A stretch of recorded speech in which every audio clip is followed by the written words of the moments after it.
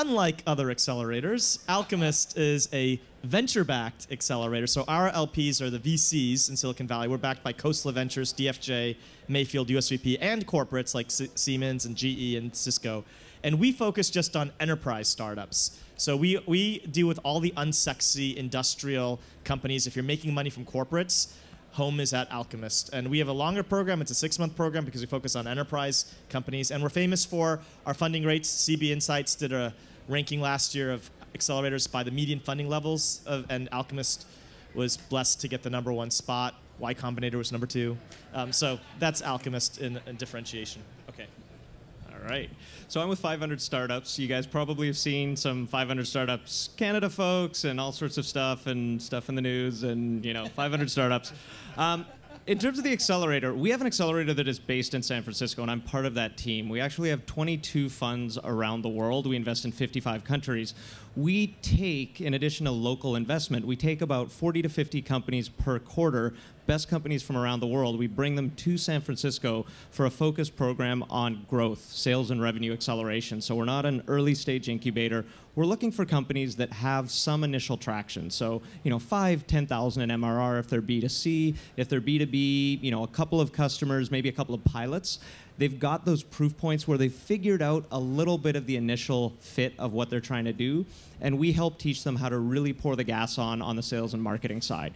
We also, like most accelerators, spend some time teaching them how to pitch and get follow-on funding, and then we send them back to their home countries. About a third to half of our companies are from around the world, where we hope they go back to wherever they're from and kick ass and take names. Thank you. So I manage the thetime, which is based in Israel, and we have a different model in Israel, which is a bit different than what you are familiar with the local industry. We have an incubator, which is basically a group of 4 different vehicles of investments. We have 2 incubators that are focusing on seed stage investments, and then 2 VC funds that take kind of a cherry picking best companies out of those incubators and then invest in those companies. We do 3 things. We're looking for the best companies in Israel. That's A, and this is something that we put a lot of efforts into that. Second is that we invest in those companies money. It always starts with our equity investments, which is the main difference between the accelerators structures in Israel and the incubators in VC.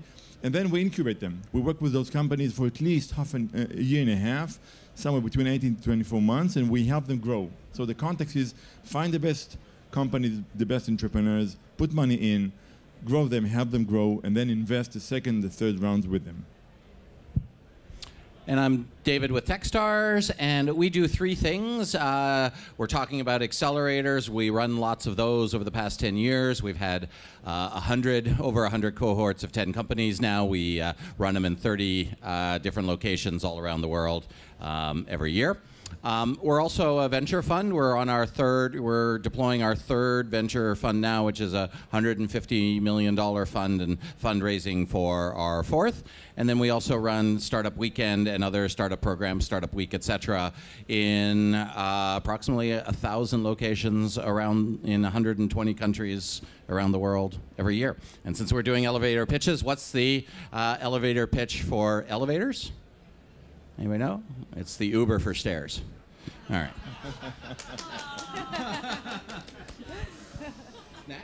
So before I pass the mic to the audience, I just wanted to ask you, what keeps you up at night as a company builder? Insomnia. I sleep like a baby, so I don't feel like anything keeps me up at night. We talked about this in one of the earlier sessions. There's no doubt that a recession is coming. And it's not that it keeps me up at night. I feel like we're well prepared. We've thought about it a lot. But, most accelerators were created after the last recession in 2008. And there's no doubt that the world, I think, will wind up a different place. The acceleration market will wind up in a very different place when the inevitable happens, which is another economic downturn at some point. I mean, what keeps me up is maintaining quality as we scale. I think running accelerators are it's constant structured chaos, at least in my experience, because you have to do so much. So I used to be a venture capitalist, which was a fantastic job, and people sometimes wonder why am I now running an accelerator? Because as a venture capitalist, you write 2, maybe in a hectic year, 3 investments a year, and you give the companies a lot of money. At Alchemist now, we fund 60 companies a year, and they're all in the neediest stage at the very beginning. So there's always more you can do. And I think that's the dilemma if you're running an accelerator is that you really need to be clear about how do you serve your companies incredibly well and also prioritize to make sure that you don't deal with this crunch that, if the recession hits or things that are going to come at you, that you can not only survive but thrive. So I'm always up at night. There's always like 10 things that are breaking, to be honest. There's always stuff that we need to be. I think for me right now, what keeps me up at night is my 6-month-old son, but that's probably not what we're worried about on the builder side. I think what we're all really trying to do is provide value to our founders, and we all invest in a variety of different companies at different stages, and as Ravi said, they're at the the neediest stage of their development where they could all benefit from so much more. And as much as we'd love to have staffs of hundreds of people, we've got limited resources. So how can you help really move those companies forward and give them what they need, whether that's help getting an intro to do financing, whether that is a little bit of tough love, whether that is some gentle encouragement, and each company is different, and even amongst accelerator teams, switching out and making sure, okay, this one's working well with me, this one might benefit more from Ravi's style. What can we do to help, and how can we help create really fantastic companies? So I'd say 2 things kept me awake during the day. One of them is to make sure that I find the best people in Israel, the best founders, the best entrepreneurs. All the rest, things can be changed.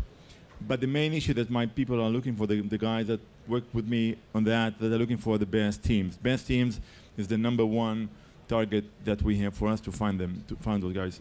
The next thing that keeps me awake is to find the right collaborations and partnerships with the multinational companies. We realize today, much more than before, that collaborations with those multinationals and their presence in Israel makes the market, the international market, much closer to us than ever before. And we have hundreds of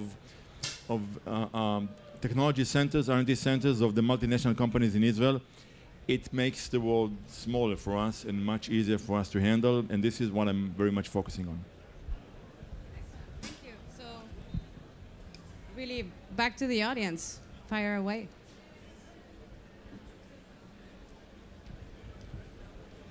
Now, I'm going to take a wild guess that you guys get a lot of applications to all of your accelerators, and they're obviously going to all be from different stages of development. What, in general, traction and revenue, all those very easily measurable metrics aside, what kind of hard-to-measure metrics do you guys really look at when you decide which ones will be successful and are worth bringing on? Happy to grab that one. I don't know if it's the same audience as we had one of the last AMAs because I answered it before, so hopefully it's not duplicative to too many people. We get about 18,000, 20,000 applications a year, so yes, it's a substantial amount. Our criteria, only half-jokingly, are team, market progress idea, and the idea is that picking the right people to come into the accelerator matters so much that it's worthy of the top 3 spots. Could go deeper in that, but I'll let some other people answer. Team, market is next. How big could this be? Progress is similar to traction that you mentioned. It doesn't have to be revenue. It doesn't have to be users. It's just, are you further along than you were 3 months ago?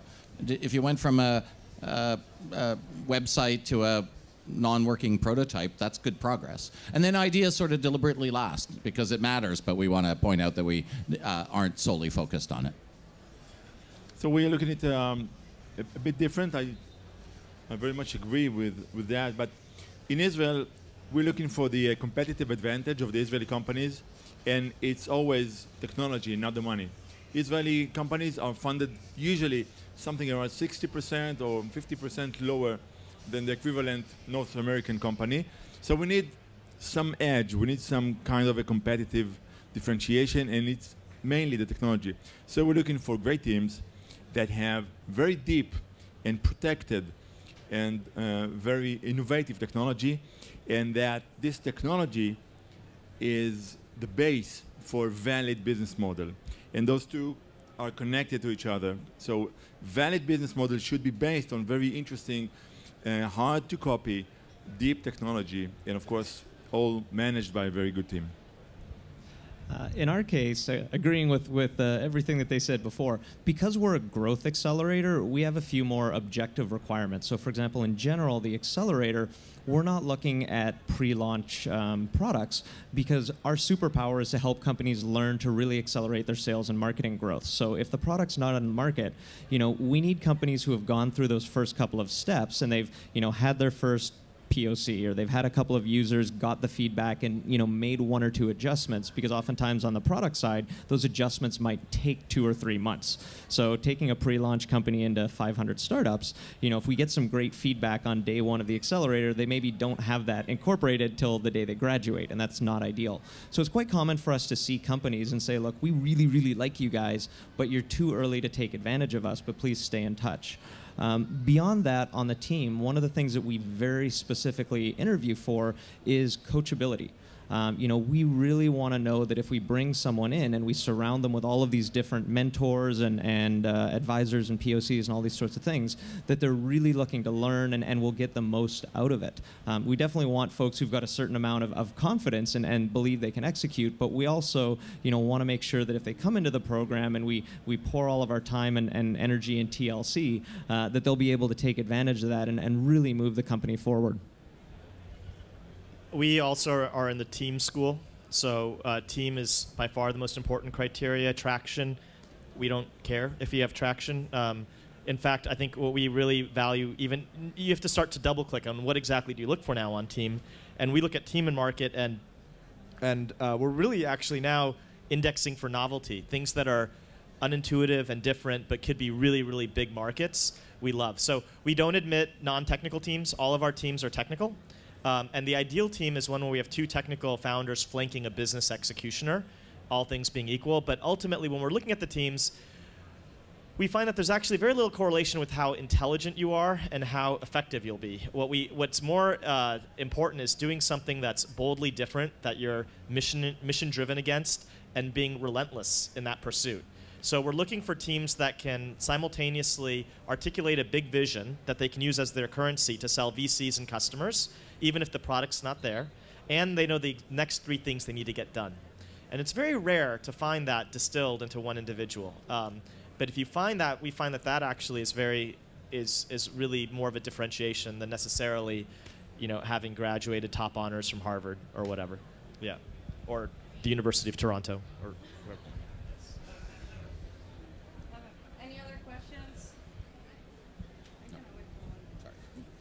Yeah. Hi there. I want to couch this question by saying I don't have any axe to grind or anything like that, but I have been watching the news, and we talked about, there's a lot of discussion around the bro culture that's in Silicon Valley, and specifically a lot of times merit-based decisions have been talked about as something that maybe is a way to get around some gender-based issues. So I'm just wondering, in terms of selection, so is it very much about the entrepreneur also looking at getting into the right incubator? And what sort of advice would you have for somebody who's looking for the right kind of culture to be, what should they be, how should they be shopping around?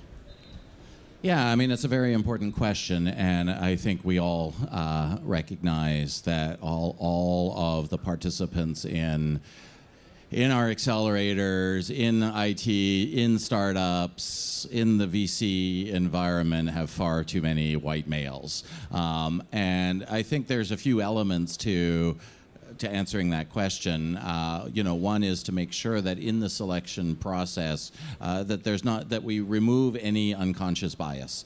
And so one of the things that we do for that to prevent that, for instance, is we carefully look at the applicant percentage by gender and ethnicity and other factors, and make sure that the people that get selected match or exceed that percentage, so that you make sure that you identify areas or people that maybe have a gender bias in their selection criteria. I think the second thing that you have to do is find a way to be more inclusive in the applicant pool. At least that's what we're trying to do. And that might be finding good role models for people that are looking to apply, so that they don't feel that this isn't a place for me. Because then if you increase the number of diverse applicants and your selection criteria are your selection percentages are similar to the makeup of the applicant pool, you'll improve diversity.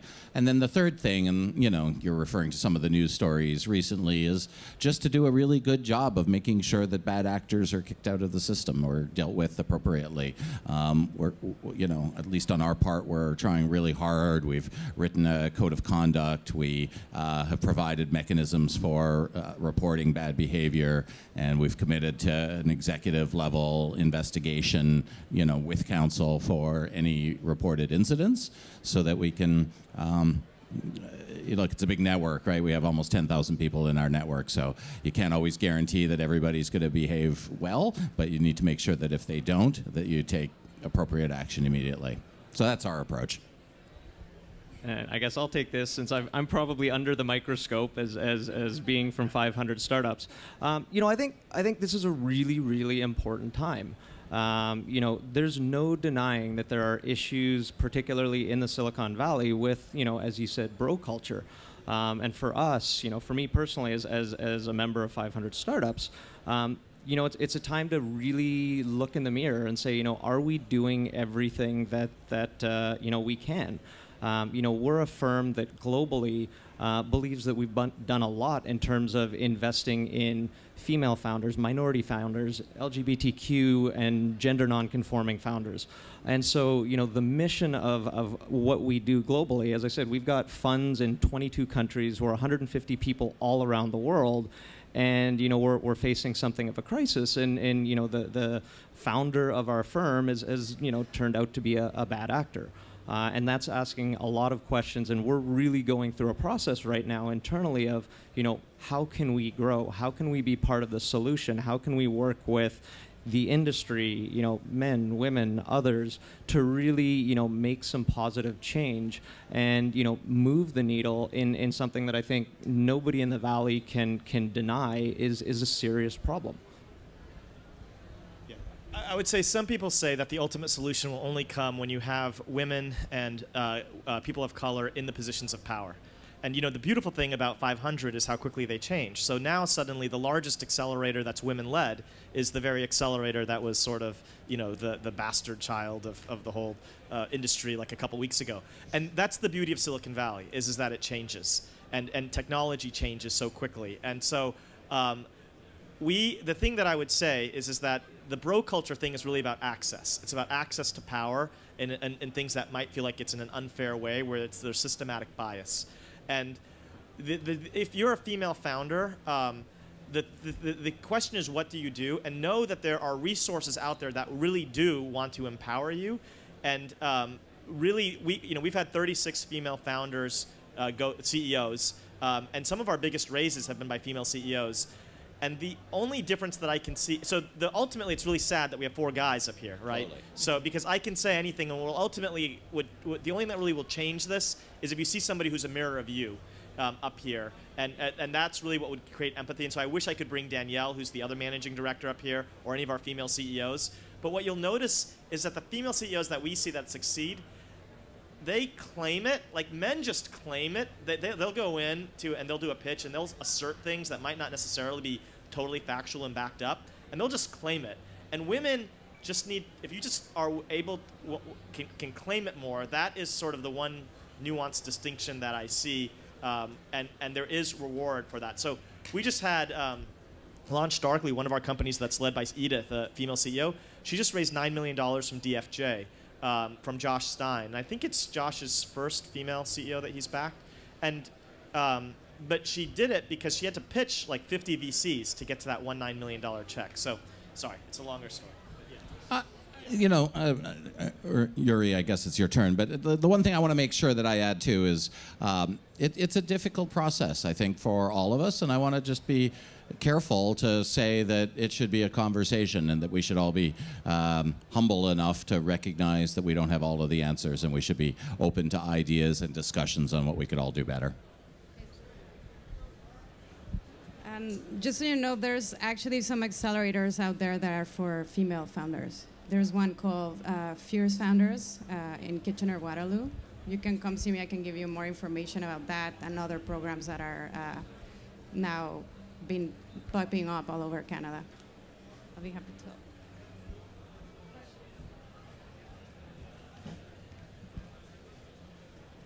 There's Merge Lane too, which is another accelerator for female founders. Hi, I'm a first-time founder, fresh grad, first-time founder. So you guys place a lot of premium on teams. I guess my first question is, what do you look for in a fresh grad, first-time founder where we don't have any experience? And my second question is, what advice would you give to a first-time founder so that to make sure that they grow with the company and not, get promoted to a level of incompetence, I guess? Don't worry about it. It's not a big deal. I think, look, there's nobody who wasn't a first-time founder at some point. And you should embrace it and take certain things that you have to your advantage. Once you've done it 2 or 3 times, you tend to get a little bit cocky and you think you know what you're doing. And first-time founders are often more successful because they're comfortable asking questions and learning from others. We don't view it as a negative at all. I have no problem with first-time founder. I think that we have many good examples in our portfolio of first-time founders that are leading very good companies. They do have, things to learn, and that's what this whole thing is all about. That's why we are here for them and to help them. So first-time entrepreneurs and founders is okay. I would do 2 things. First of all, I would be, as entrepreneur that is your first startup, I would do 2 things. One, get some gray hair around the table, someone that can help you. It doesn't have to be, on your board. Could be some kind of an advisory board or anything else that could provide you some piece of advice when you need it, when you really need it. That's one thing that I would do. The second thing that I would do is to be open, to be coachable, to understand that this is something that we all were, in one day in our life, we were first-timers. So if you are coachable and you're open, you're flexible, you do have your inner compass, but you know how to listen to others, and you have good people that you can listen to their advice around the table, then you're good, and we'll take you. And I think agree with all of that, and I'll jump on to one thing that David said about belief that you will learn. One of the things that I particularly look for in first-time founders, in every founder, but all the more so in first time, is passion. When you're telling me about the thing that you're solving, the problem, the opportunity you're taking advantage of, I want to believe that you are so hungry and so motivated to solve this problem that you're going to overcome any lack of experience by going out and learning and finding the solution and getting the gray hair and figuring out what you don't know. And I think that's really a big indicator that, okay, you might not have all the pieces now, but I believe that you're so excited in this and you're really enthusiastic that you're going to go and you're going to figure it all out. Because, whether it's your first or your fifth, we're all figuring stuff out and plugging holes in our repertoire. A couple things. If you're a second or third time founder, there's also the problem where we'll ask, are you hungry enough? Because if you've been successful, you've made money.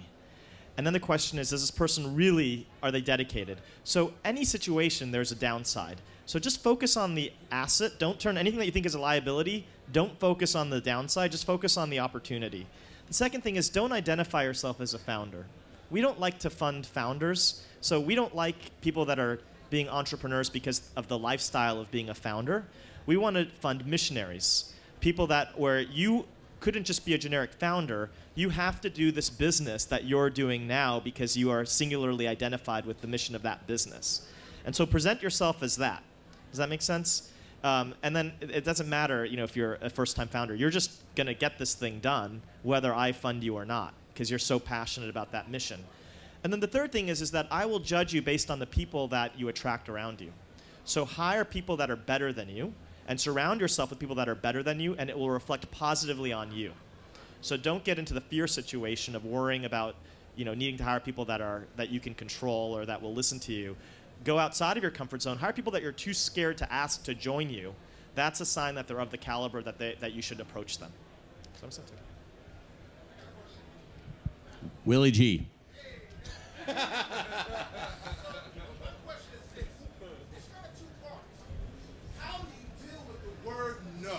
Right? Oh, hey guys. Oh, sorry. Okay. Hey. All right. So how do you deal with the word no? So fortunately, you guys have gotten into a great position, right? But obviously, you've gotten a lot of no's on the way to get to that position. But now on the flip side, as a missionary instead of a founder, how do we deal with the rejection of the no? And what's the respectful way to keep up, to be in contact? And what's the key KPIs that we need to do in order to actually follow up with you to see if there's even an opportunity of that? How do you deal with no on both ends? So maybe I'll jump in first, and I would say, don't take it personally. Particularly if you're talking about applying to an accelerator or trying to get funding or something like that.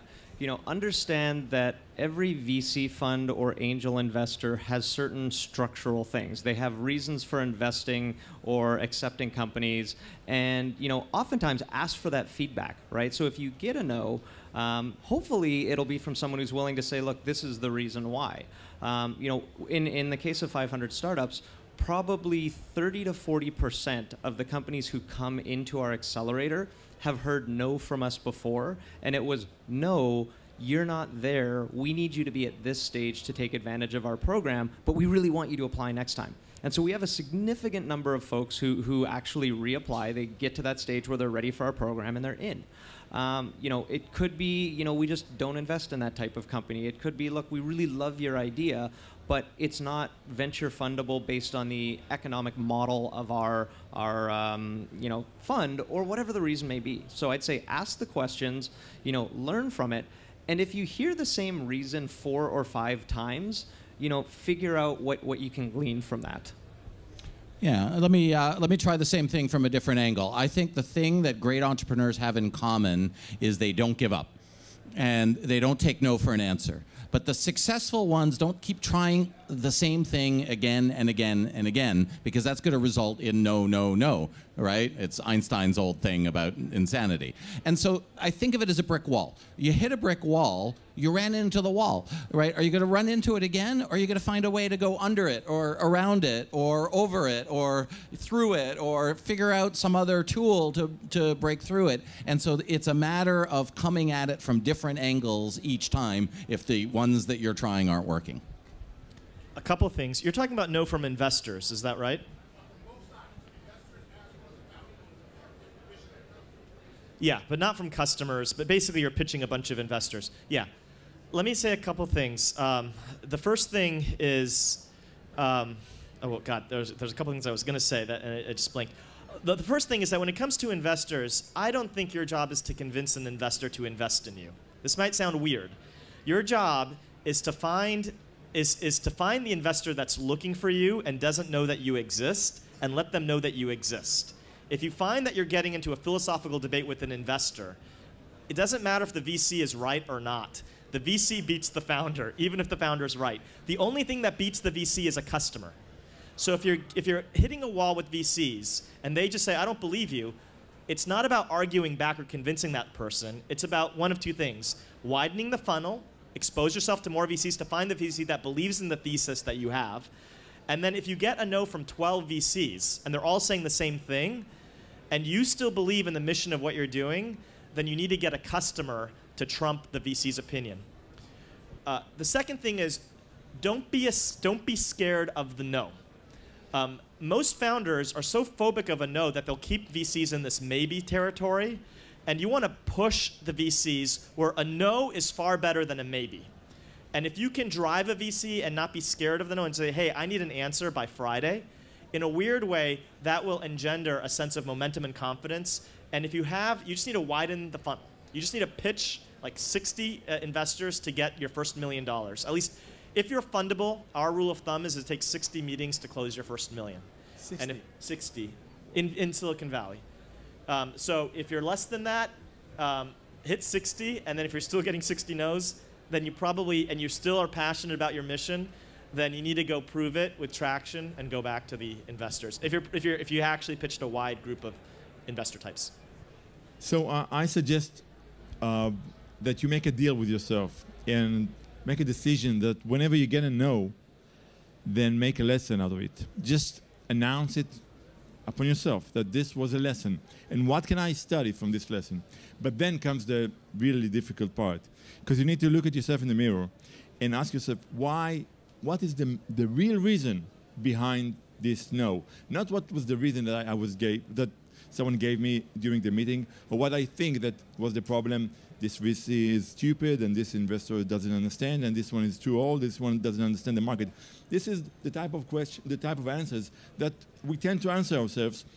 It doesn't serve you as it could serve you if you could give yourself an honest answer. Why did I get a no? And then when you connect all those dots, all those no's, then you can build a recovery plan or something that will make the next pitch, the next approach, the next VC much better.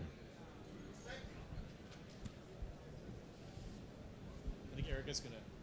Erika, you can move more the mic up. Thanks.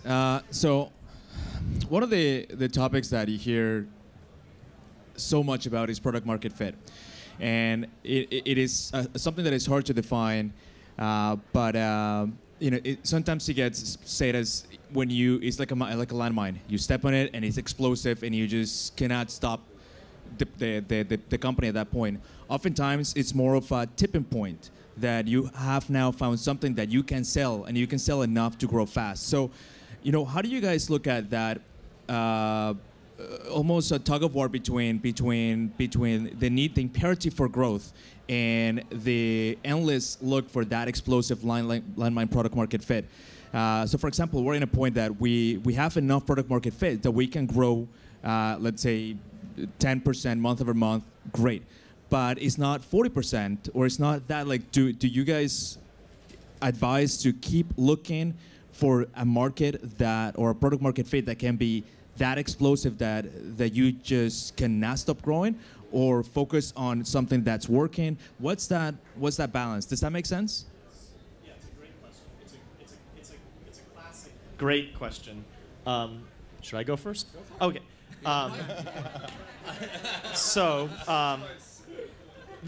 think this is the heart of what all founders sort of wrestle with. A couple things.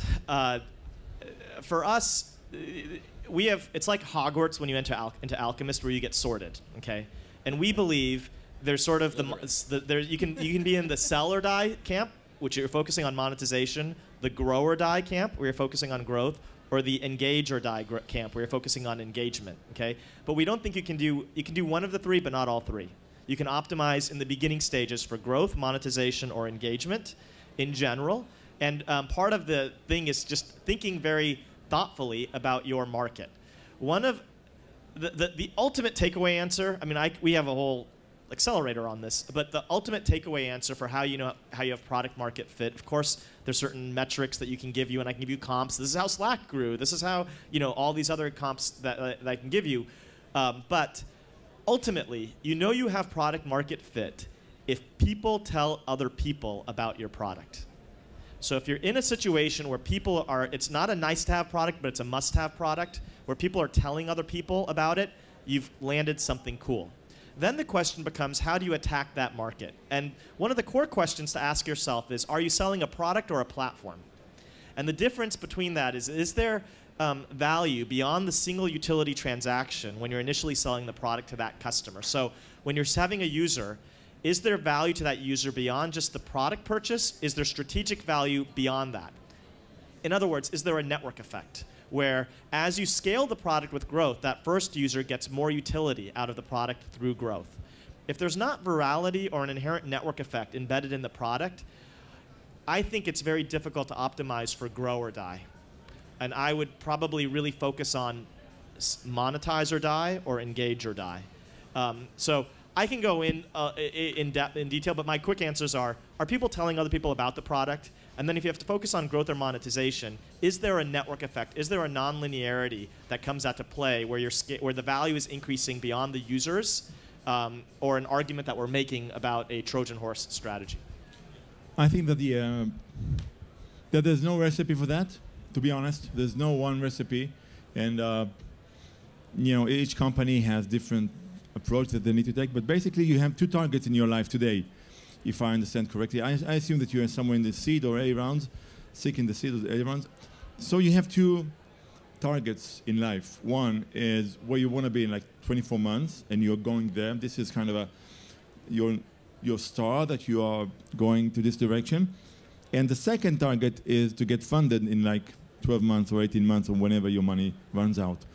So just look at those two targets and make some kind of a reverse engineering and try to understand which of those three courses that you can take will take you in the best way to achieve those two targets. Because if you'll miss one of them, you won't be there. So just make sure that you understand where you want to be, what will take you to the next round of financing, what will make those VCs say yes to the next round, and which of those different ways will take you there in the most safe way. So I know we're out of time, but let me just say, 10% month over month, nothing wrong with that. You'll take over the world economy in a few years. So just keep doing that. I just want to do one last question. So show me the money. What are you doing to help the companies that you're accelerating to get funded? How we help them? Yeah. We invest approximately $30 million a year in the best companies that come through our network.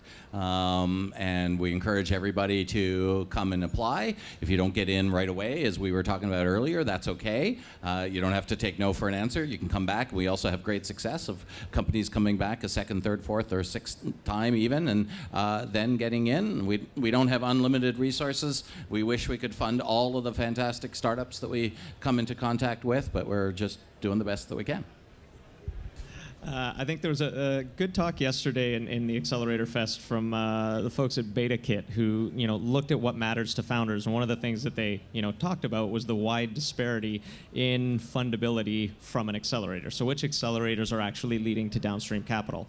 I think the accelerators that do the best at that are the ones where the partners are actively building relationships and looking and getting to know the downstream capital so that they can get them to come to their events. And obviously the larger accelerators, of which we're all a part. When we, pick up the phone and we say, hey, this is a company that you should look at, generally we'll have folks that take a look at it.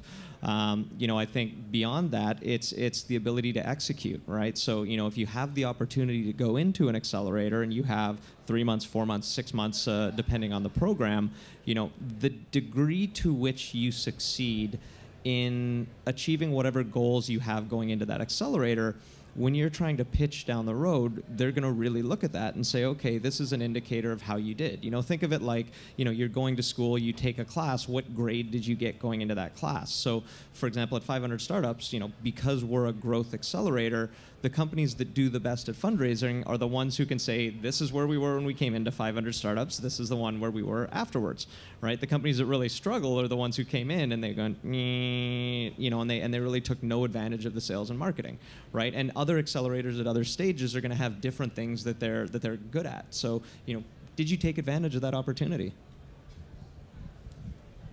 Well, I think if you're asking a hard question, I'll give you a hard answer, which is that, I think last year, CB Insights gave us the highest ratings in terms of median funding rates of our grads.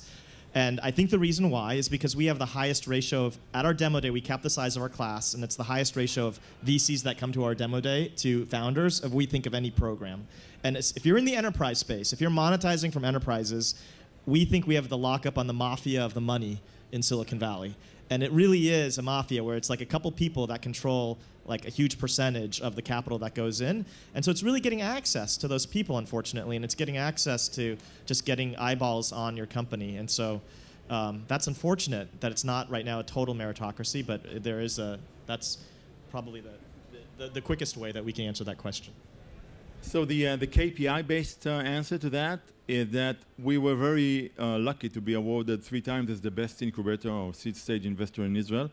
And this is based on the results that we could give, the results that we could show of our portfolio, the results of the portfolio companies of ours. It's not just the total portfolio worth, but the results, the financial results of the companies in our portfolio. But that, I don't think that this is the way to look at that. I think that the answer should be ecosystem. Everything is based on ecosystem, and in each of us, on both sides of the table, should look at the alternatives and the potential and the opportunity that we see around us from the ecosystem point of view, because each of us, we understand that we need to have all the ingredients within the ecosystem. If some of them are not there, if you lack some of those ingredients, then the answer will not be full. The plan will not be enabled.